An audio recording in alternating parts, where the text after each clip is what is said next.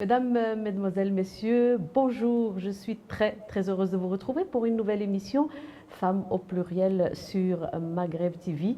أعزائي المشاهدين عزيزاتي المشاهدات السلام عليكم ومرحبا بكم في برنامج فام au pluriel على قناة مغرب تي في. موعدكم مع الضيفة وضيفتنا اليوم هي مدام Bouchra Sarroch, pardon. Bouchra Sarroch est notre invitée, l'invitée de parole de Femmes au pluriel.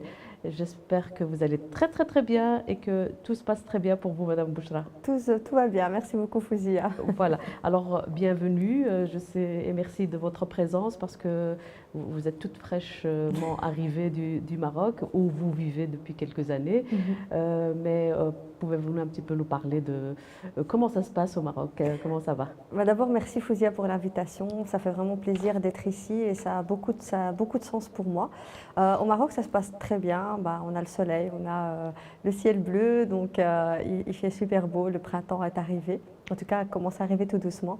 Et malgré les circonstances particulières actuelles, je pense qu'il y a un petit peu d'énergie Quelques mots positive. sur ces circonstances, Madame Bouchra? Pardon? Quelques mots sur ces circonstances justement particulières. Oui, c'est pas évident, c'est un changement de vie, surtout au Maroc où on vit beaucoup dehors, où on est souvent en famille, en amis, entre amis. Donc c'est le confinement, les restrictions sont un peu parfois difficilement comprises ou en tout cas acceptées par les personnes. Mais ça va, ça suit son cours et je pense que les Marocains en tout cas ont pris les dispositions qu'il fallait et ils se sont adaptés à ces nouvelles circonstances de vie en tout cas. Merci beaucoup, Madame Sarroch. Alors, Madame Sarroch, vous êtes psychothérapeute en thérapie brève, neuro-émotionnelle. On va un petit peu apprendre qu'est-ce que c'est et comment est-ce que vous travaillez. Vous êtes aussi experte psychosociale et consultante et formatrice. Alors, moi, j'ai un CV de 7 pages. Donc, on va essayer de le parcourir selon vos différents domaines, aussi bien du travail, mais aussi comme militante auprès des migrants et en tout cas sur le terrain social, si vous voulez bien. Ouais. C'est vraiment ça, c'est un long parcours, en tout cas, qui a commencé ici en Belgique et qui est en train de continuer par la grâce de Dieu au Maroc et qui se développe, en tout cas qui prend voilà, comment dire, des routes un peu auxquelles je ne m'attendais pas et j'en suis très heureuse et honorée en tout cas. Oui, voilà. Donc vous êtes encore surprise du déroulement des choses. Tout à fait, c'est fou parce que si on m'avait posé la question il y a 20 ans sur mon parcours, j'aurais jamais pensé être là où je suis aujourd'hui. Et comme je vous avais dit, j'ai encore des projets d'avenir et c'est vrai qu'ils se dessinent plutôt bien. Et du coup, ça me fait plaisir de voir ces surprises sur mon chemin en tout cas. On en parlera, Madame Bouchra. Alors justement, vous êtes née en Belgique, vous êtes une bruxelloise, vous avez étudié, grandi et étudié ici. Parlez-nous de cette période de votre vie. Alors moi, je suis une Berkemoise, donc je suis née à Berkham-Saint-Agathe, j'ai grandi à Grand-Bigard. J'ai vécu toute ma vie ici, donc mes 38 ans ici. À Bruxelles, j'ai étudié à Koekelberg, j'ai fait mes études, j'ai fait mes études à Marie-Abs à l'ULB, et puis à vous avez fait d'abord 2 années, pardon, je vous coupe, voilà. 2 années de logopédie. 2 années de logopédie qui étaient presque finies, et puis où j'avais eu un petit couac à l'époque. Par rapport à mon identité musulmane. Et puis après, j'ai continué mon parcours. J'ai fait 2 années de psychologie. L'UNIF, à l'époque, ce n'était pas trop mon truc. Et puis, j'ai été attirée par des études d'assistance sociale où ça a été une révélation pour moi. Ce qui a été une révélation pour moi, je pense aussi en fonction de ce que j'avais vécu pendant mes études de logopédie, c'est la défense des droits de l'homme. Et j'ai été vraiment militante là-dedans pendant toutes les années qui ont suivi par rapport aux droits de l'homme en général, le droit à la liberté de chacun. Et voilà, donc pendant mes études d'assistance sociale, je me suis déjà spécialisée par mes stages et mes bénévolats dans tout ce qui est en rapport avec le migrant, au niveau du droit et au niveau psychosocial. Donc et vous avez continué donc à vous former dans ce sens? Voilà, j'ai continué, j'ai travaillé très vite dans ce domaine-là. dans l'aide aux migrants, que ce soit au départ les migrants, donc peu importe d'où ils venaient, et puis après tout ce qui est en rapport avec les réfugiés, les demandeurs d'asile, les adultes au départ, et puis après encore une autre spécialisation où j'ai aidé, j'ai accompagné les mineurs étrangers non accompagnés et ce qu'on appelle le public vulnérable, donc par exemple les femmes ou les victimes de la traite des êtres humains. J'étais une personne référente par rapport aux victimes de la traite des êtres humains et des filles mères aussi. Donc ça a été un peu mon parcours.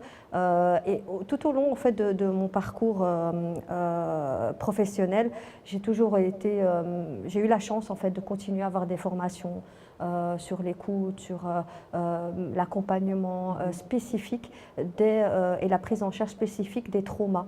Et en fait, c'est ça qui va en fait déterminer mon parcours actuel, qui est la prise en charge des traumas et des traumas, on va dire les traumas de guerre, les grands chocs. Avec les réfugiés, on a tout ce qui est mutilation génitale, viol, meurtre.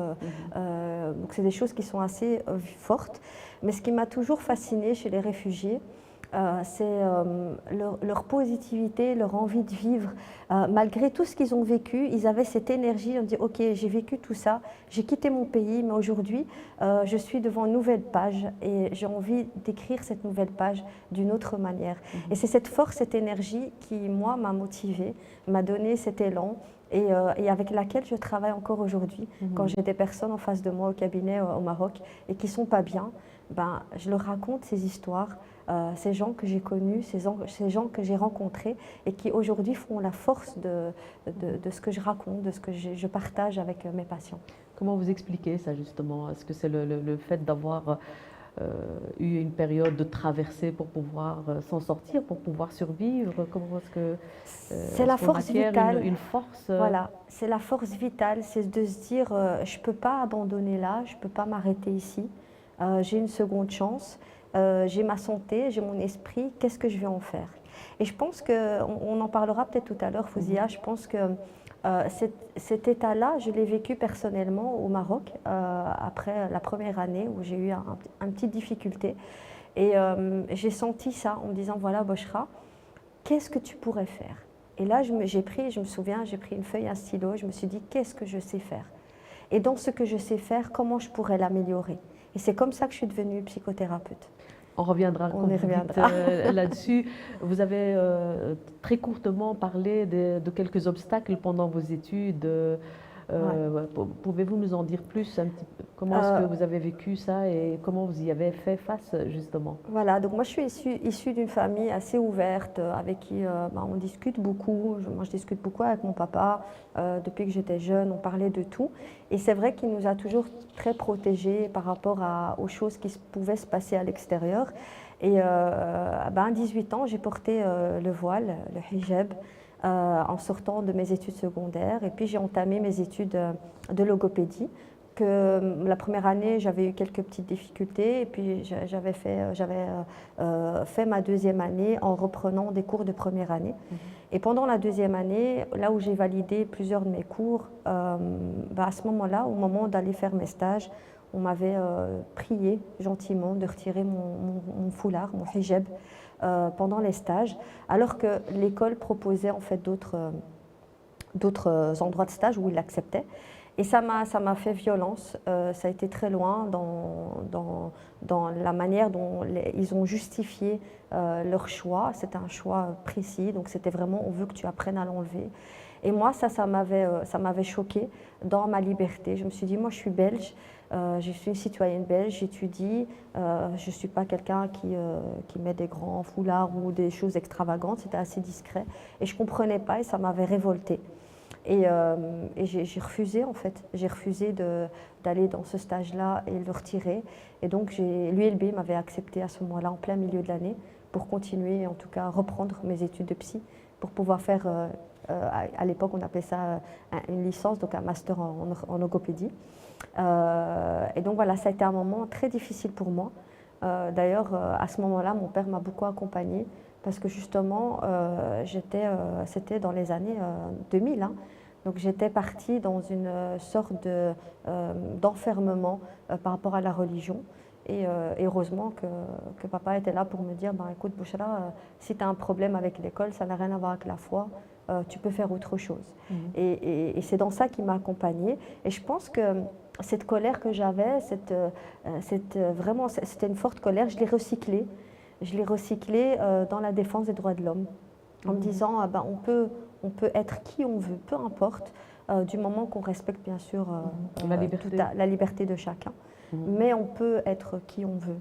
Et je l'ai recyclé. Et je pense que justement, grâce à l'éducation que j'ai eue, j'ai pu la recycler et je ne suis pas restée dans cette colère. Donc j'ai vécu ce rejet, cette colère très forte en moi à mes 20 ans. Donc c'est super jeune, j'avais 19 ans, 20 ans. C'était très jeune. Et voilà, ça a été pour moi. Aujourd'hui, c'est une force. Je le dis, c'est une force. À l'époque, j'avais beaucoup de mal.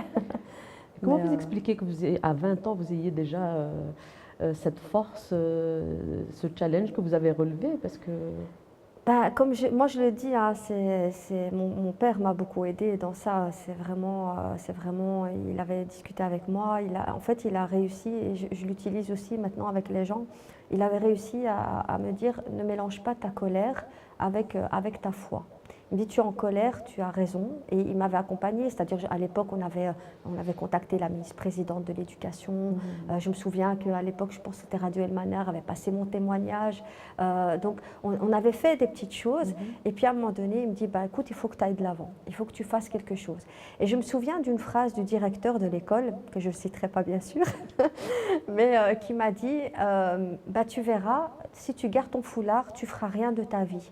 Et tu seras comme toutes les femmes marocaines, une femme au foyer à la maison.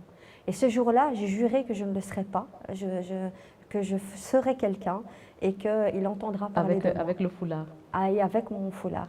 Et c'est ce qui s'est passé parce que dans mon parcours après, j'ai travaillé à Fait d'Asile, j'ai travaillé au ministère de la Justice, j'ai toujours travaillé avec mon foulard, ils m'ont toujours très bien accepté avec ma particularité et avec on va dire mon parcours professionnel. Vous mettez l'accent sur quelque chose d'important, Madame Sarrour, c'est l'éducation des parents. Comment est-ce que les parents font face aux problèmes de leurs enfants? Bien sûr, votre problème n'était pas unique, hein, surtout à cette période et surtout pour ce genre d'études. D'ailleurs, je pense que le problème du foulard est né sur le terrain social, c'est-à-dire pendant les études d'assistante sociale. Comment vous expliquez? Est-ce que votre père était déjà Mon père est d'ailleurs, c'est marrant. Psychothérapeute? Voilà, non, il n'est pas psychothérapeute, mais je crois qu'il est dans l'âme. Et c'est marrant parce qu'il y a 2 jours, on était en train de raconter à mes enfants le parcours de mon père. Et je suis très fière de lui parce que justement, il a été à l'époque, dans les années 80, un des premiers papas marocains à être dans l'association des parents de l'école où on était. Il était vraiment très investi. Il était aussi militant, en tout cas dans tout ce qui est en rapport avec le droit, avec le fait vraiment du vivre ensemble. Et je pense que mon père nous a toujours appris à vivre, à se vivre ensemble. Et c'est ça qui a marqué mon existence. Et c'est ça qui a fait que j'ai pu justement surmonter ces difficultés sans me cramponner à quelque chose. Oui, j'ai été rejetée, ils sont mauvais, ils sont pas bien. Non, non, on recycle.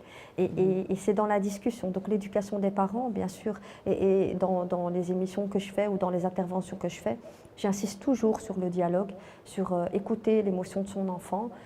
18 ans, 19 ans, c'est super jeune. On n'a pas, et je l'ai dit toujours, je n'étais pas prête à autant de violence. Je l'ai vécu comme une violence. Je n'étais pas prête, mais j'ai eu derrière un background, donc un père, en tout cas des parents qui m'ont soutenue et qui ont su comment changer qui m'ont écouté en fait, qui ont écouté cette tristesse, ce rejet et qui ont su comment m'aider à le recycler. Qui ont fait une force plutôt en vous plutôt que baisser les bras. Exactement, c'est vraiment ça. C'est vraiment un big up à votre papa, mais vraiment. aussi à vos parents. Il y a tous les parents qui suivent comme ça leurs enfants pour qu'ils réussissent, qui parfois se sacrifient et vraiment on les remercie, n'est-ce pas, Madame Bouchra? Profondément.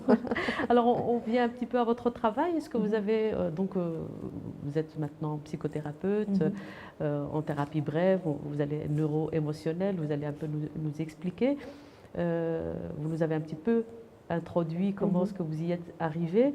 Voilà, comment ça se passe maintenant, votre métier de psychothérapeute? Donc aujourd'hui au Maroc, mais pas que, Vous grâce n'avez à la pas télé. exercé ici Non, en non, non, Belgique? non, non, non. Ça a été en fait pour un peu, on va dire, continuer le parcours. Donc mon dernier poste en Belgique, c'était expert psychosocial au ministère de la Justice avec, Alors on revient là-dessus. On voilà, revient sur votre période ici en Belgique, puisque vous êtes consultante, formatrice. voilà. Donc j'ai travaillé dans des associations au départ, donc Mhm. des associations où j'étais bénévole comme le MRAX, la Ligue des droits de l'homme. Et Fait ensuite, d'asile aussi. FEDASIL, voilà, j'ai travaillé à FEDASIL après avoir travaillé dans des associations qui aident les réfugiés, les demandeurs d'asile et les migrants. J'ai travaillé à FEDASIL comme expert psychosocial, donc au Centre pour mineurs étrangers non accompagnés et puis au centre de Rixensart.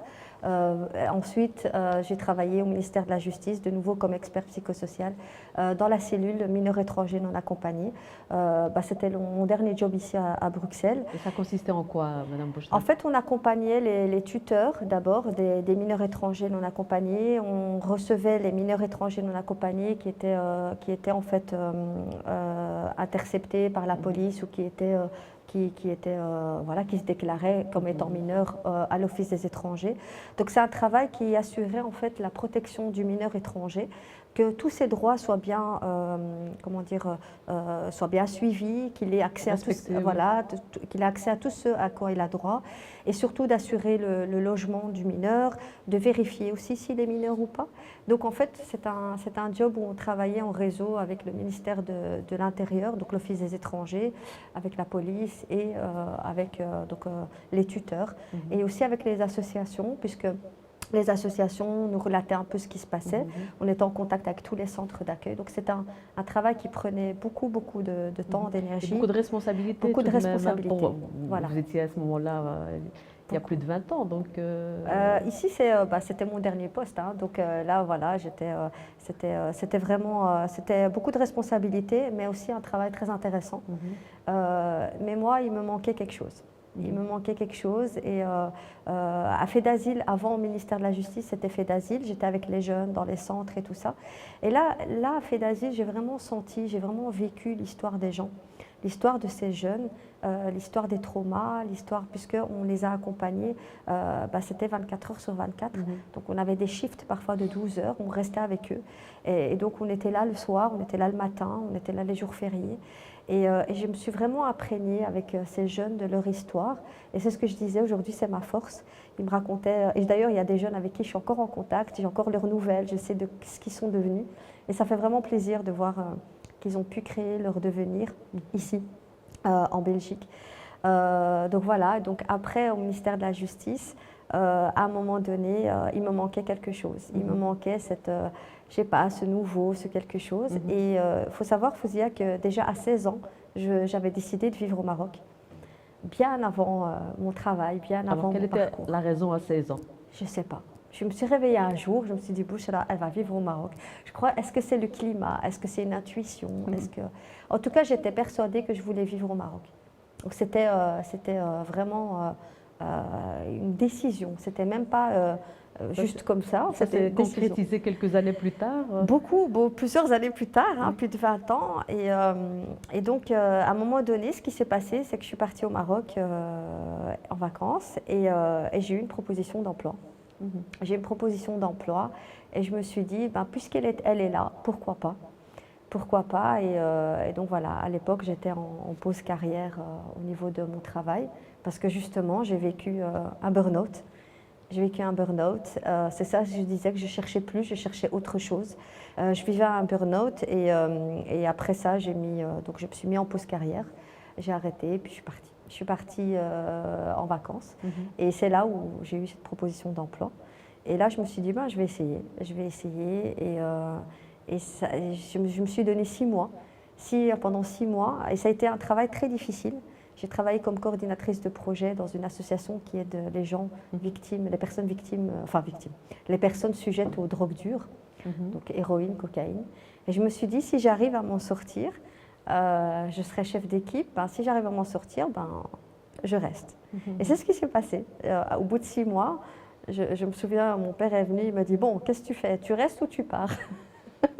Donc, Et donc, j'ai fait non, je reste, je reste. Il me dit, ok, bah voilà. Et voilà, et donc après, je suis restée et jusqu'à aujourd'hui. mhm. Alors, ce qui caractérise un petit peu ce que vous avez dit jusque maintenant, c'est qu'il y a un bien derrière Ouais, chaque mal, chaque fois ouais, enfin, vous avez eu un obstacle, vous en avez fait une force. ouais.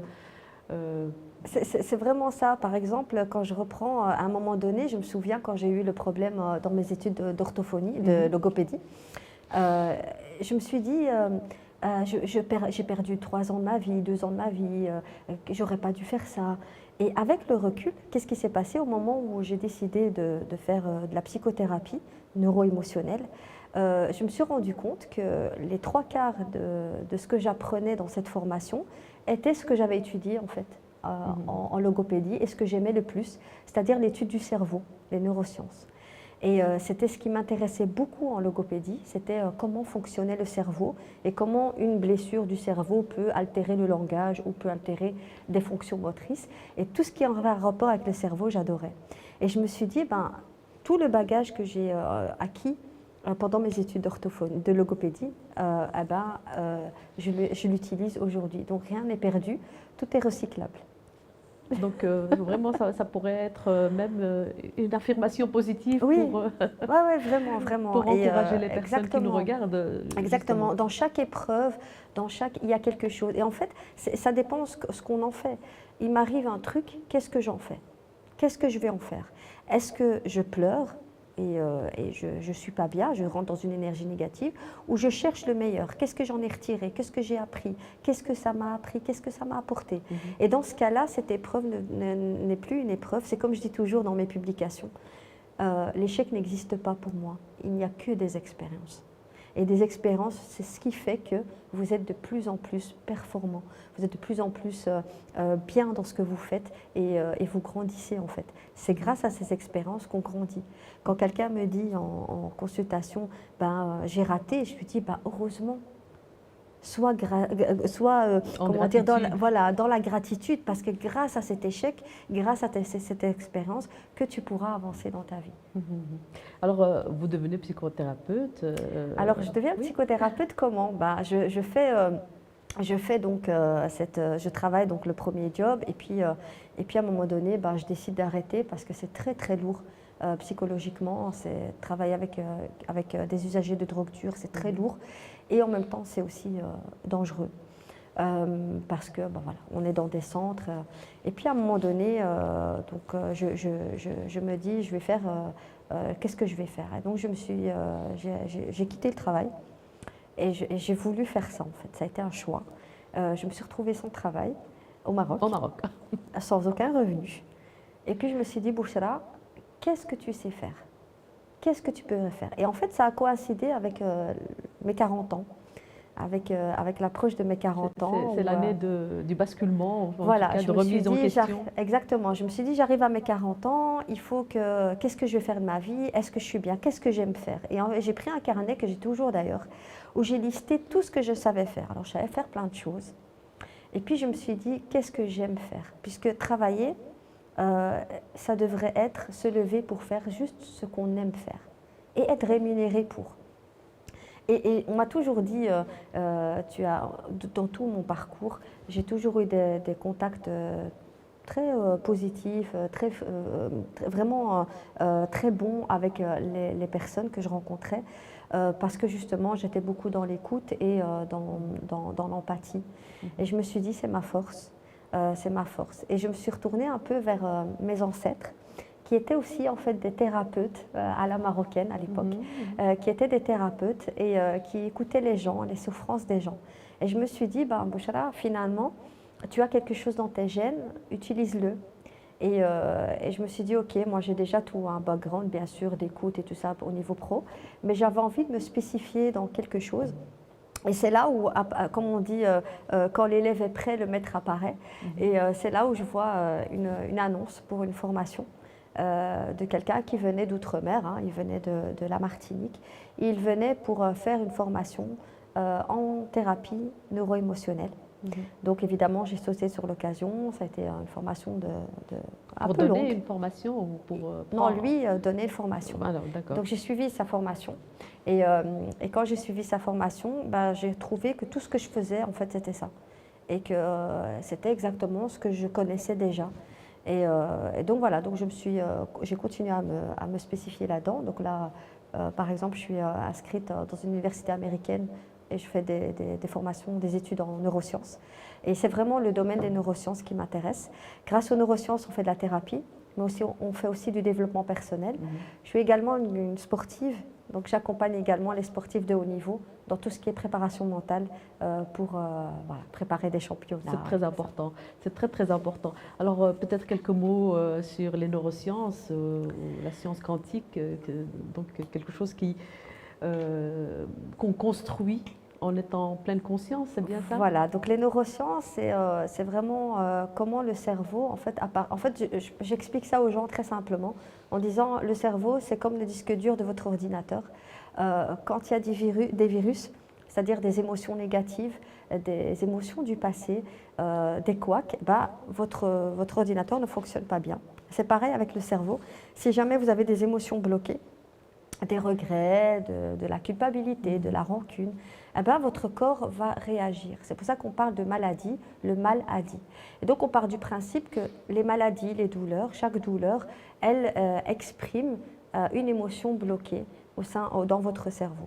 Les neurosciences, c'est aussi savoir comment utiliser son plein potentiel pour justement se développer, pour être ce qu'on a envie d'être et pour ne pas se laisser aspirer par les émotions ou par les énergies négatives.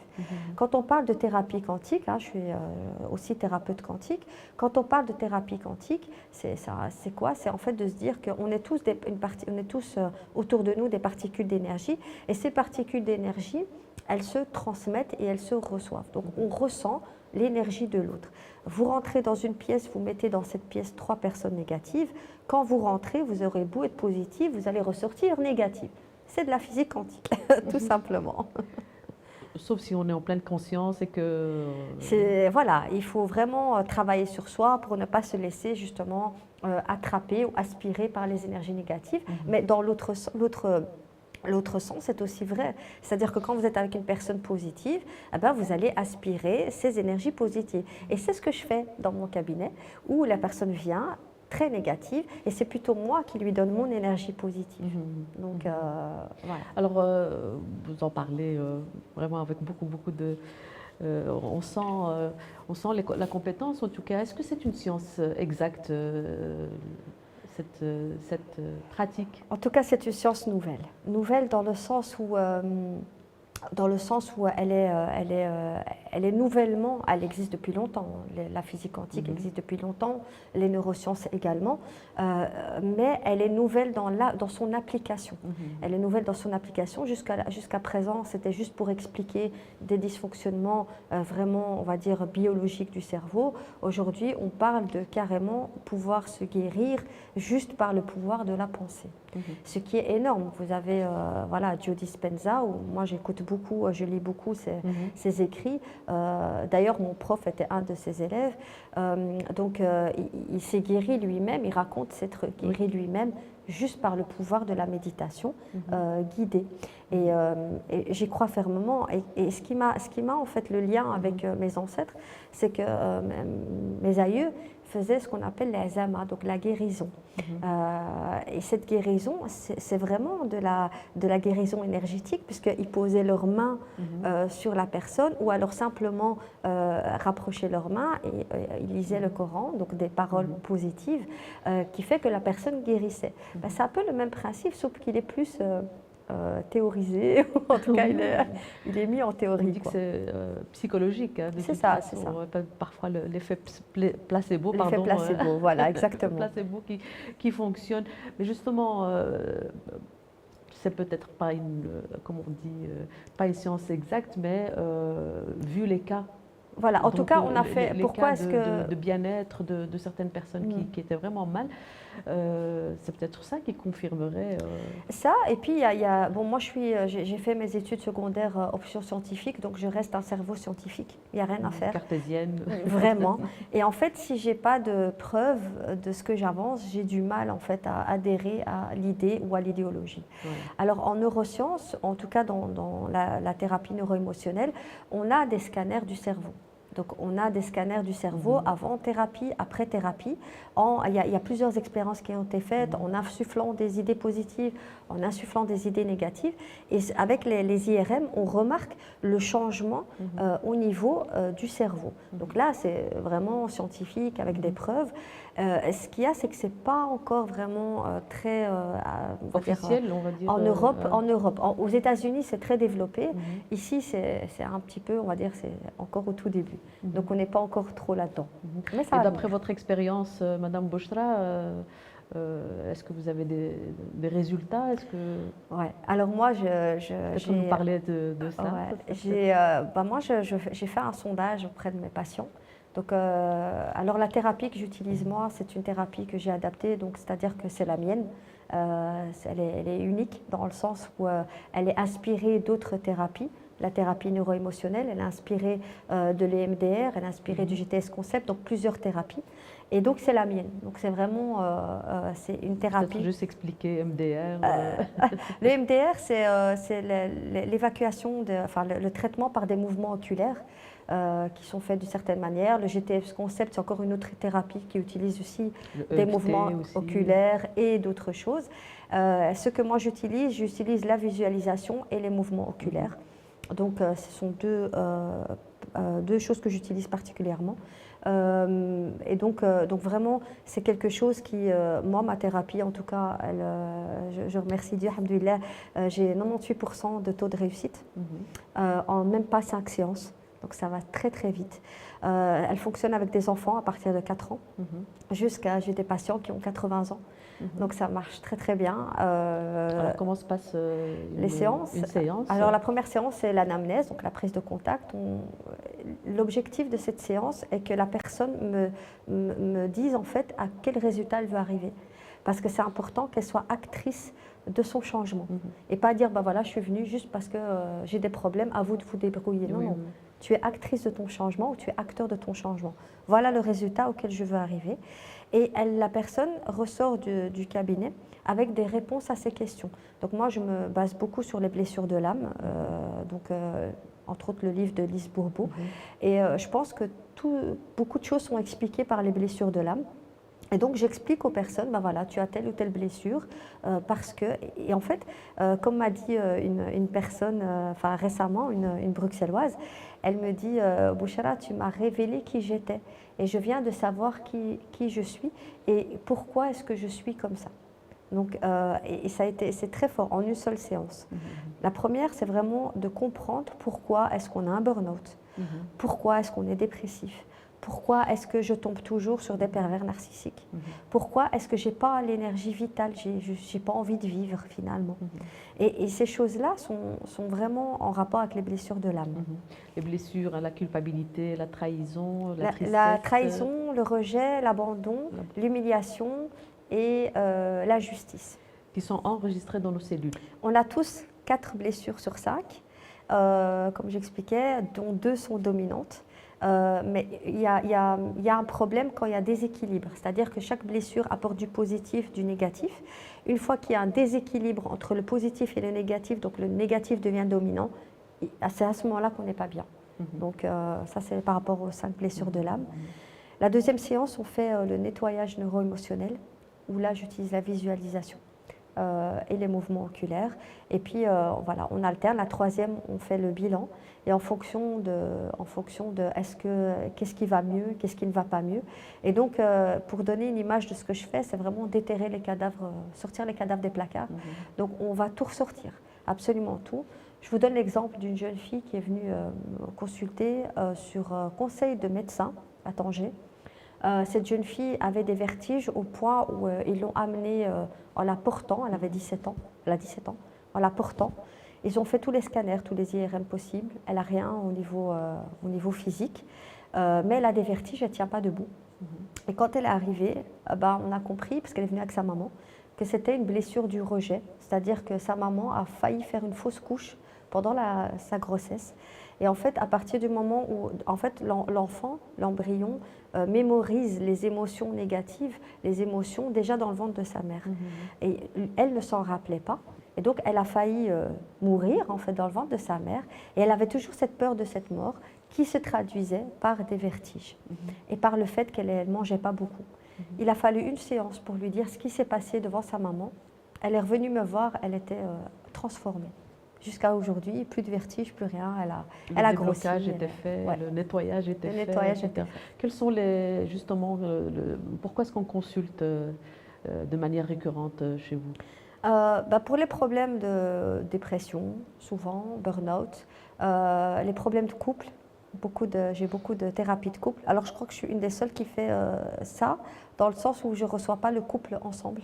Je refuse, c'est chacun son tour. Chacun se nettoie à son tour.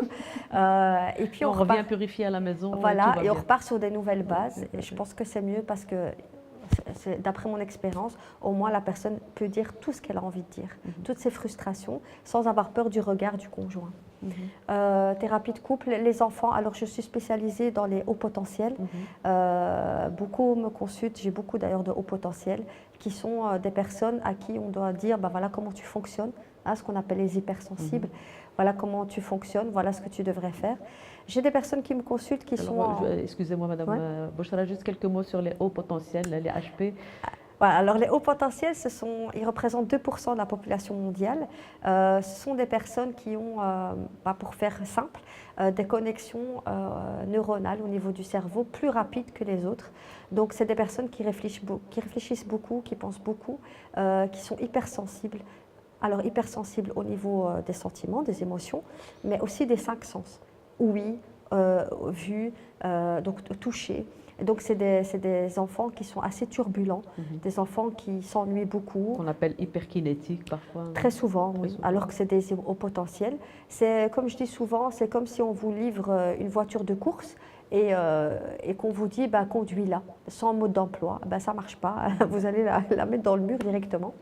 Donc, ce que je fais avec eux, c'est d'abord calmer leur hypersensibilité, en tout cas nettoyer tout ce qu'ils ont à nettoyer au niveau de leur ressenti, et ensuite de les accompagner dans comment est-ce qu'ils doivent fonctionner. Alors, par exemple, un haut potentiel a beaucoup de mal, et c'est là où j'ai su pourquoi j'ai fait un burn-out, je suis haut potentiel, a beaucoup de mal dans la fonction publique, par exemple, où on nous demande d'aller...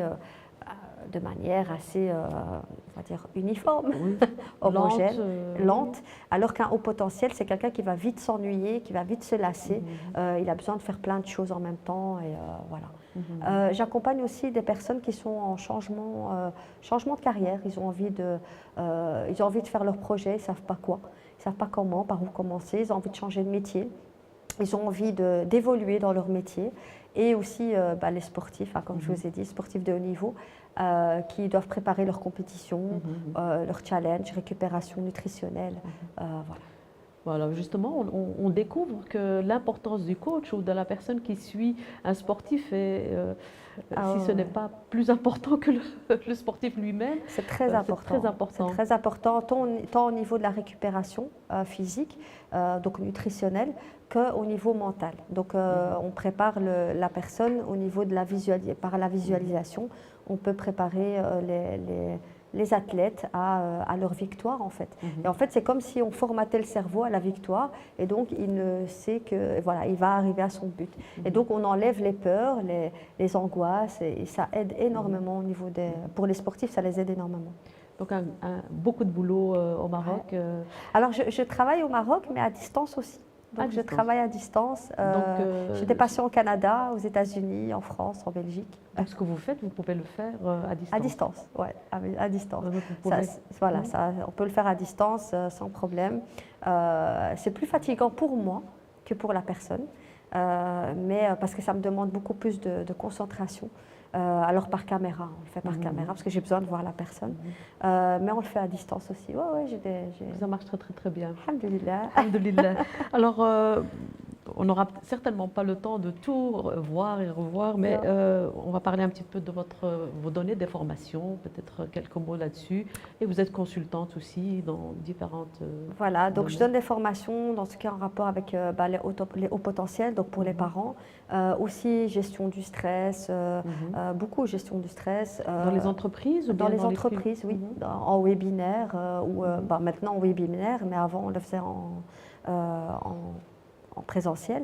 Mais donc, oui, dans les entreprises, développement personnel, comment leadership, comment arriver à ses résultats, comment motiver son équipe, donc tout ce qui est en rapport avec le développement personnel sur le lieu du travail. Donc, et pour les étudiants aussi, par exemple, j'avais fait un webinaire sur la gestion du stress par les neurosciences pour les étudiants d'une université à Tanger.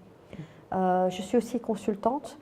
Comme je suis experte dans le domaine de la migration et des droits de l'homme, je travaille comme consultante pour des organismes internationaux basés au Maroc. Donc la dernière fois, j'avais fait une étude sur la protection de l'enfant pour l'OIM, Organisation internationale des migrations, voilà, entre autres. Vous êtes, on va parler un petit peu de votre casquette de militante, parce que vous avez été militante presque toute ma vie, toute votre vie, depuis que vous avez même 16 ans, je pense.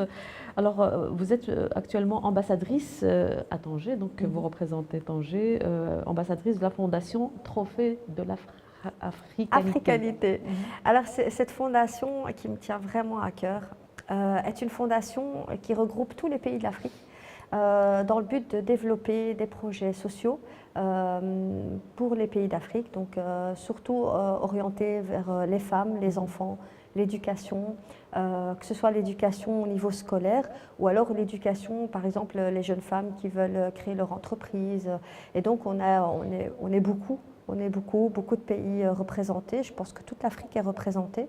Le siège, l'origine de la fondation, c'est M. Nasrallah Belkhayat qui a créé cette fondation au niveau du Maroc. Et puis, il y a des embranchements dans toute l'Afrique.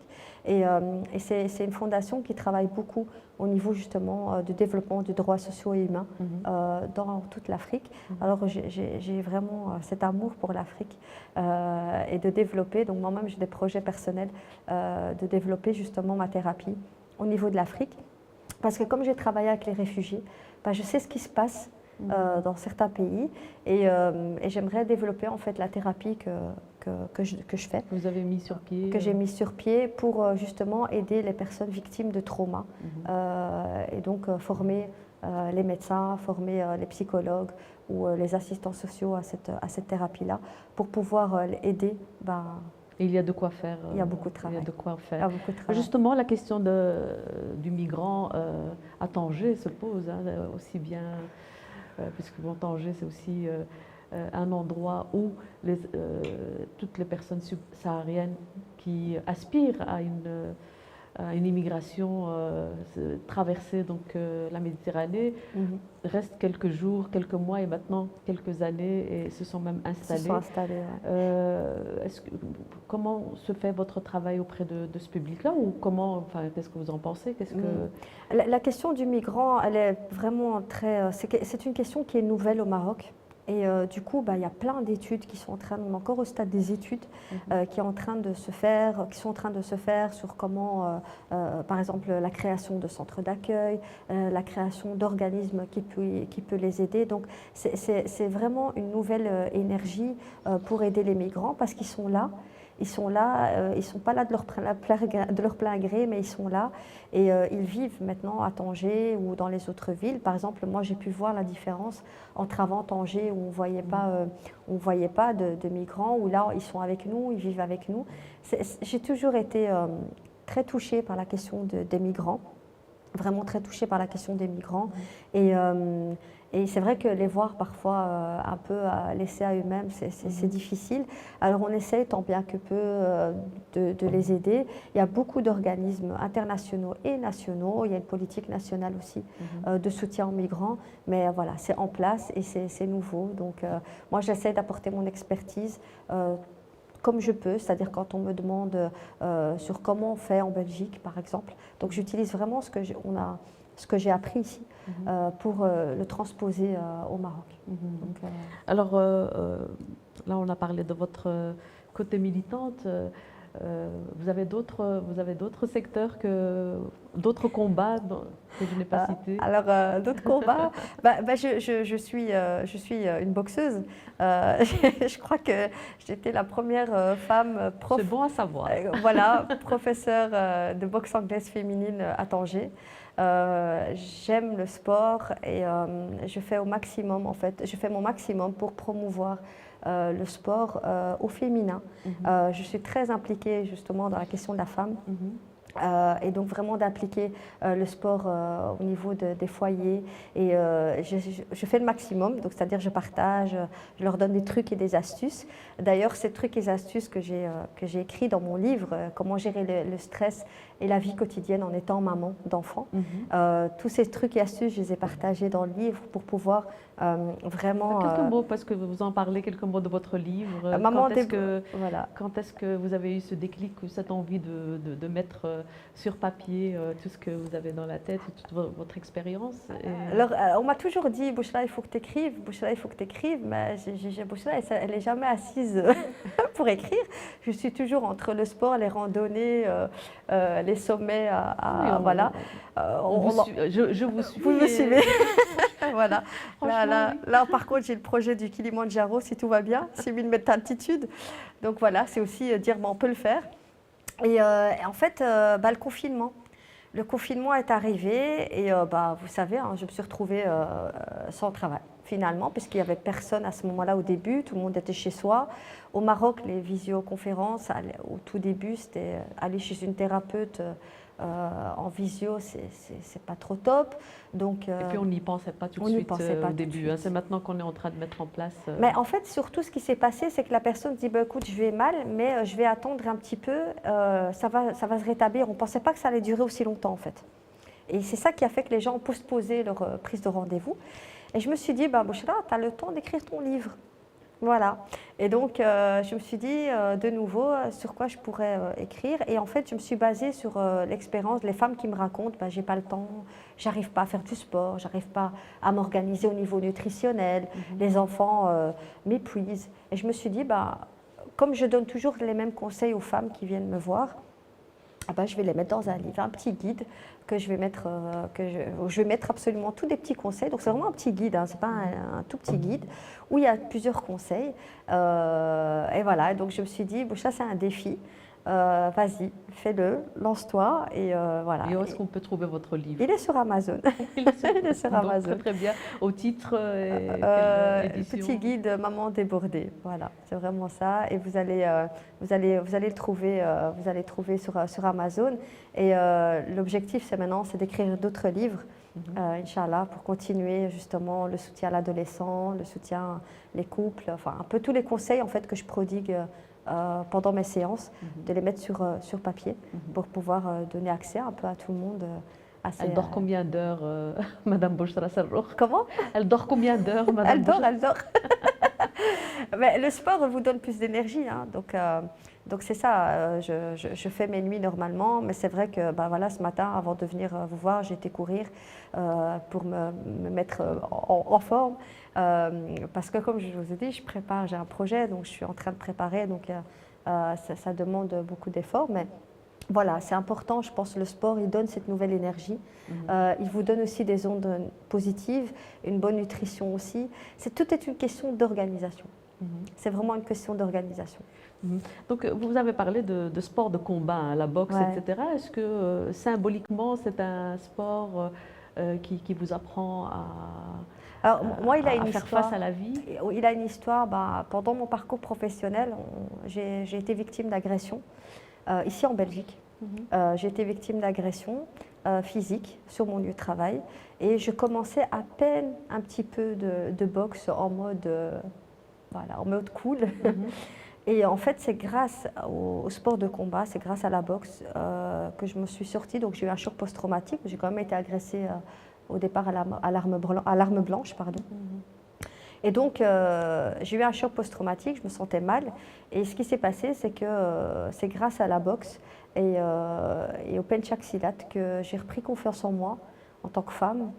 Je savais de quoi j'étais capable. Donc j'ai eu des entraînements intensifs pendant plus de 6 mois, chaque jour, en privé. Donc j'ai été entraînée pendant longtemps. Et en fait, c'est ce qui a fait que je me suis relevée. C'est ce qui a fait que j'ai pu savoir de quoi j'étais capable en tant que femme.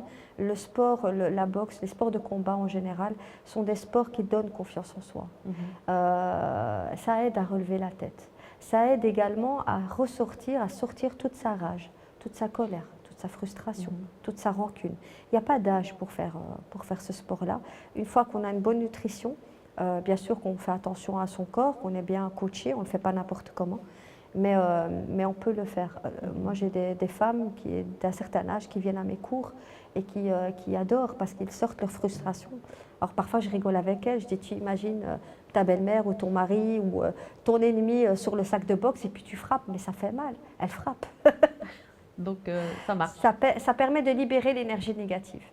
Et en plus, le sport de combat, c'est un sport très hard, très fort, qui permet justement de créer, de sécréter les hormones, les endorphines, l'ocytocine, donc toutes ces hormones qui sont des hormones en fait de bien-être. Et les femmes, plus que les hommes, ont besoin de cet équilibre hormonal. Parce qu'à partir d'un certain âge, on est en déséquilibre hormonal et ça devient très compliqué. Grâce au sport, on peut rééquilibrer tout ça. Voilà. Justement, pour avoir une très bonne hygiène de vie, Madame Bouchra, on va profiter de vos compétences et de votre expertise. Quels sont quelques petits conseils que vous allez donner à toutes les personnes qui nous regardent? Alors, faire du sport, au minimum 3 fois par semaine. Si vous ne pouvez pas faire du sport, faites de la marche, au moins 1 heure de marche. Aujourd'hui, on a nos applications gratuites sur téléphone. Vous pouvez suivre votre rythme, suivre votre évolution. Un secret que moi j'ai découvert, et c'est vrai qu'il est vrai, on n'a jamais envie d'aller faire du sport. Même les sportifs, on n'a pas forcément envie. On décide de le faire. Donc décidez de faire du sport, pas pour maigrir, pas pour arriver à je ne sais pas quoi, mais simplement pour être bien dans votre corps. Boire de l'eau suffisamment et bien manger. Bien manger, ça veut dire organisez-vous, parce que c'est quand est-ce qu'on mange mal, c'est quand on a faim et qu'on n'a pas le temps de préparer. Donc il y a des trucs et des astuces. Comme je dis, le congélateur est mon meilleur ami. Je prépare et je congèle. Quand j'ai faim, je n'ai qu'à décongeler. Ça va très vite. Et surtout, souriez à la vie. Quelque chose qui a marqué, on va dire, ma vie, une découverte, c'est est-ce que c'est le sourire qui apporte la joie ou est-ce que c'est la joie qui amène le sourire? Et en fait, la réponse, c'est que c'est le sourire qui amène l'état de joie, puisqu'on a des capteurs au niveau ici des joues, qui déclenchent en fait les hormones de joie. Donc, souriez à la vie. Et moi, je souris tout le temps. J'aime sourire. Ça vous va très bien. Merci pour lui. Et rire, et voilà. Et de se dire qu'en fait, il n'y a pas d'échec dans la vie. Et pardonner. Vraiment se pardonner. Se pardonner ou pardonner aux autres? Les deux. Je pense que ça a été ma grande leçon de ce confinement. Ça a été dur pour moi. J'étais au Maroc toute seule. Je n'ai pas vu mes enfants pendant 8 mois. Je n'ai pas vu mes parents pendant 8 mois. Je pense que j'ai eu le temps de faire ce retour sur moi-même et de me dire, apprends à pardonner tout ce qui est arrivé, à te pardonner, à pardonner aux autres. Et je pense que ça m'a aidé énormément à être plus ancrée, vraiment plus ancrée.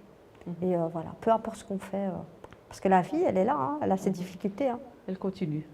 Et oui, avec ses hauts et ses bas. Est-ce qu'on regarde le verre à moitié plein ou est-ce qu'il est à moitié vide? Et les deux sont vrais. Choisissez celui que vous voulez, en fait. Est-ce que c'est votre mot de la fin? Parce que l'émission Femmes au pluriel d'aujourd'hui touche à sa fin. Vraiment, restez positive.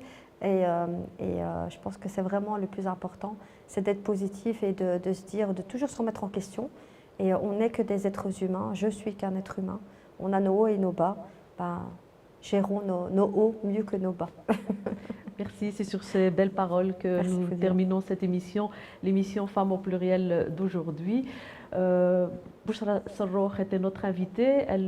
Vous pouvez la contacter. Elle est sur Instagram, sur Facebook, avec son nom, avec Bouchra Serroukh. Vous allez voir, vous allez découvrir.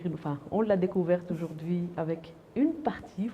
On a fait un petit résumé de son parcours, mais il y a plein de belles choses qu'elle fait encore et voilà, je vous conseille vraiment d'aller voir sur les réseaux sociaux et mieux la connaître. Voilà, merci, je vous souhaite une très bonne semaine et je vous retrouve la semaine prochaine dans une autre émission Femmes au pluriel. D'ici là, soyez heureuses et heureux.